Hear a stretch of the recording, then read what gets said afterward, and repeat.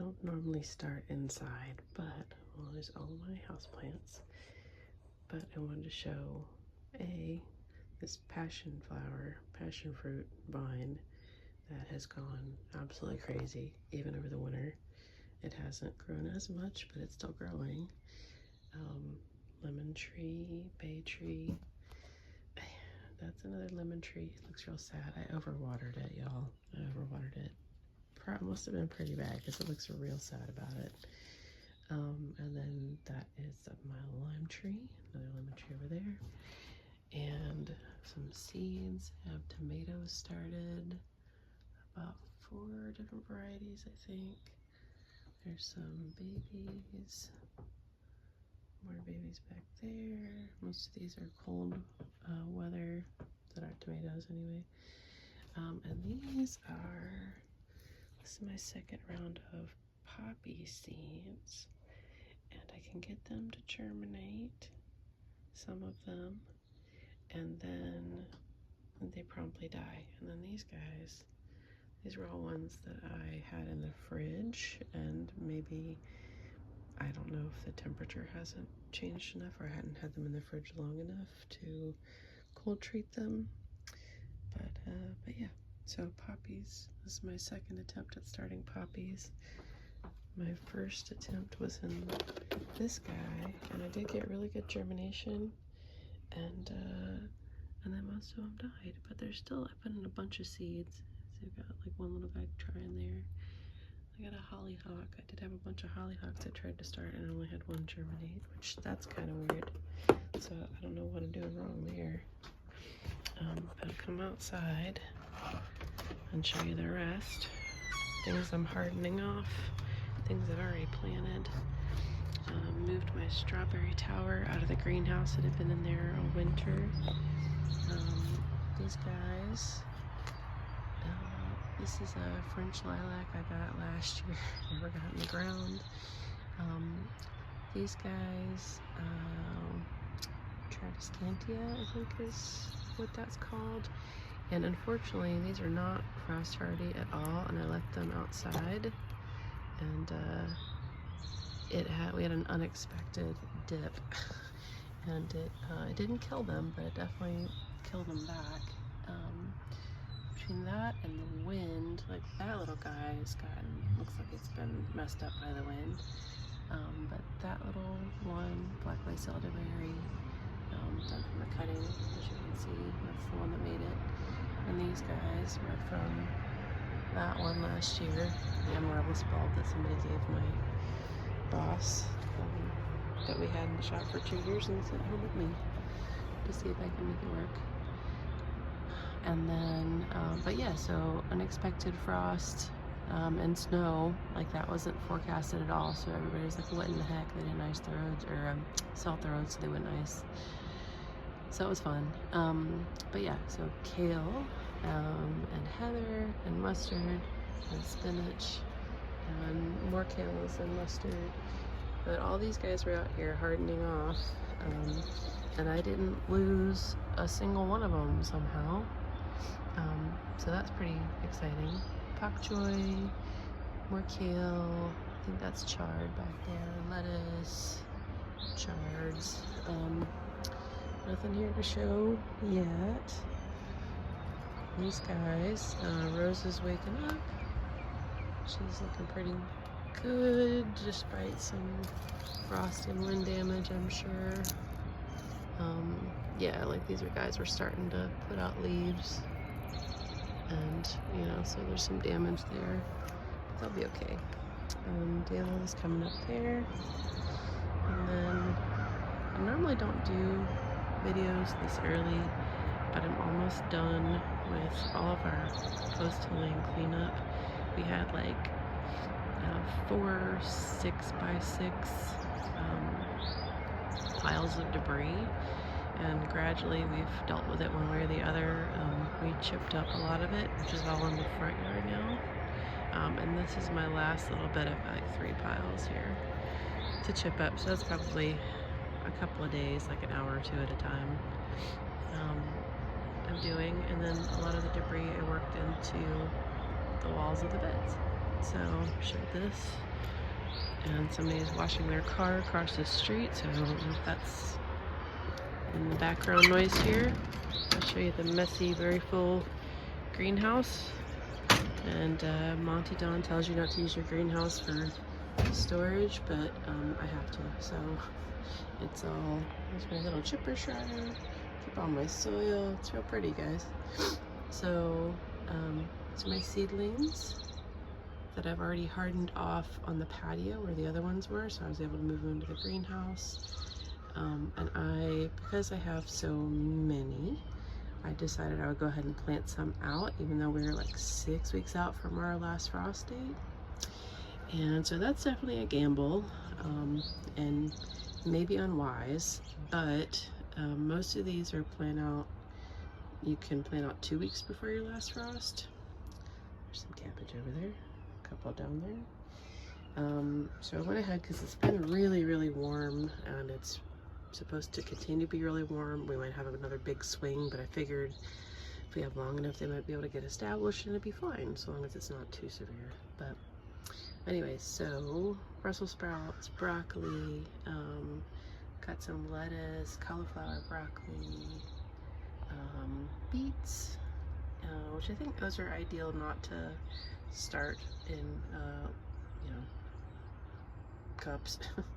But I have to, just like carrots, you're not supposed to start these outside of direct seeding, but if I do that, they get eaten by slugs or birds or dug up by squirrels, so I have to get them started in this way. I get something instead of nothing, which I got nothing like 3 or 4 years in a row, so desperation led me to try that, and it's worked okay. I get some carrots, and sometimes they are wonky shaped and all that, but they're still edible. These are figs that I took off of the main fig over there, and I've overwintered them, so we'll see if they wake up. That one does have a little nub, a little bud on it. I think it might be, and that one looks like it might have a little something going on. I got quince trees, which I will show you, and I topped them. I planted them yesterday, so I decided to stick the tops in the dirt and see what happened. Probably not the best way to propagate, but you know, nothing ventured, nothing gained. Gladiolus there that I got also last year and wasn't able to get in the ground, and they're already waking up, which is not great, but we'll take it, we'll do something with it. We'll get them in the ground this year. Yeah, by the time I had time, it was too late, and so I thought, well, better to try them in the greenhouse in pots. And this is my asparagus and pineberry bed, and I got my first little baby asparagus. I filled it up last year, but I do have some. There's one that's right about there that's old that I can harvest from this year, and then I'll have so this will be it'll be like 2 more years before I can really harvest on these guys over here, but they're poking up, which means they're alive. They're not dead. Some over there. Strawberry Hill over here. The pawpaw that hasn't woken up yet, so I may have to replace it, but I'm going to give it some time. Pawpaws seem to be a lot easier to get this year. They're everywhere. Serviceberry, you know, native plants. People are finally figuring it out. So blackberries are there, and there is a black raspberry. But because I cut them all the way to the ground, I'm not going to have any blackberries this year because I forgot they only fruit on 2nd-year canes. So that's very sad. Blackberries next year. Blueberry, sage, and then here's some that I planted out. Brussels sprouts. It looks maybe a little wind damage there. And I've already had something try and eat that one. I think it might have been bugs and birds. I have pigeons that like to drop in from my neighbor's yard and sample things.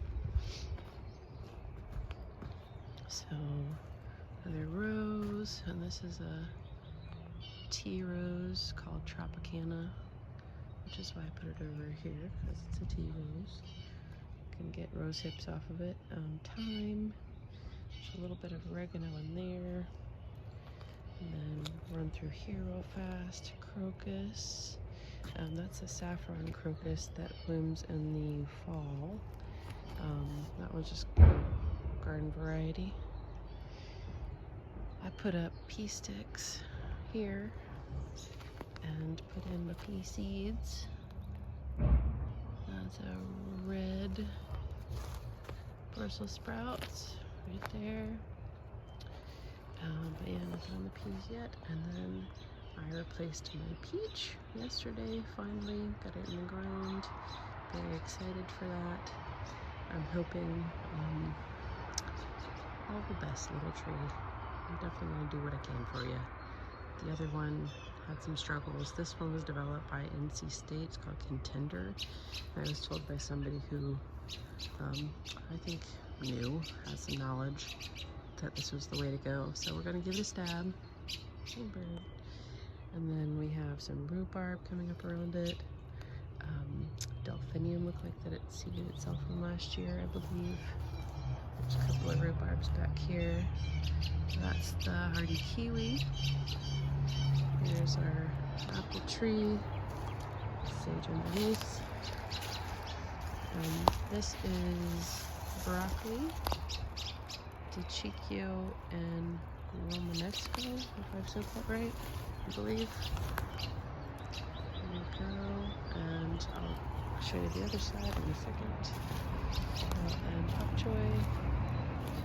That's thyme that I think did not make it. And then over here, bunching onions and lettuce, some dill. Cut that out. And then these are cauliflower, violetta, and snowball, I believe.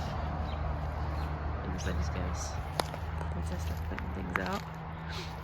Okay, and this is my fig tree that got cracked in half, so you can see there, bottom.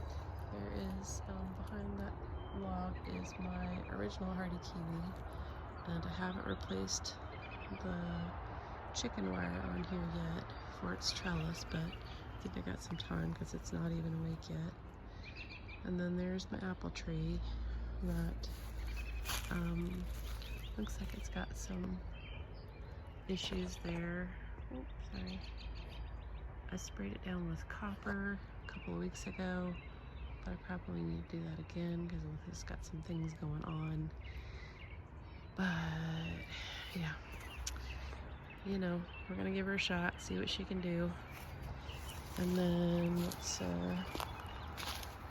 run through the rest of it. So my 3 piles of brush. And then down here, some more sticks I gotta figure out where to put. I did also finish my irrigation system. You can see, again, not pretty. Bury that eventually. But got it set up throughout the whole backyard, and I got a water transfer pump to use the rain barrels with it, so hopefully this is going to work. And if it doesn't, you know, we'll have to go back to the drawing board. Hills, I think, are the main problem.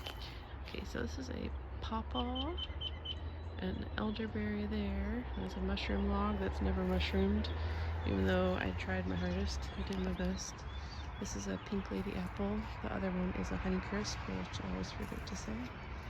That is a volunteer peach that came up in my yard, and I've just been using it as a pollinator buddy because I don't know if its fruit is going to be edible. We'll see. And then these are my quince I just got yesterday. You'll see all of the yard debris over there. Hopefully it will be leaf mulch, beautiful leaf mulch one day. This is a cauching, Kauching, and that's a Crimea. And I have sort of taped them up a little bit, but we're hoping that they're going to be happy here. They're dwarf size, like all the other ones, so we'll see. We're gonna give a stab at it. And then it's all my blueberries down there, pink lemonade, blue ray, and then the original raspberries come up all in there. We have no signs of those guys just yet. So, yeah, I think that's it.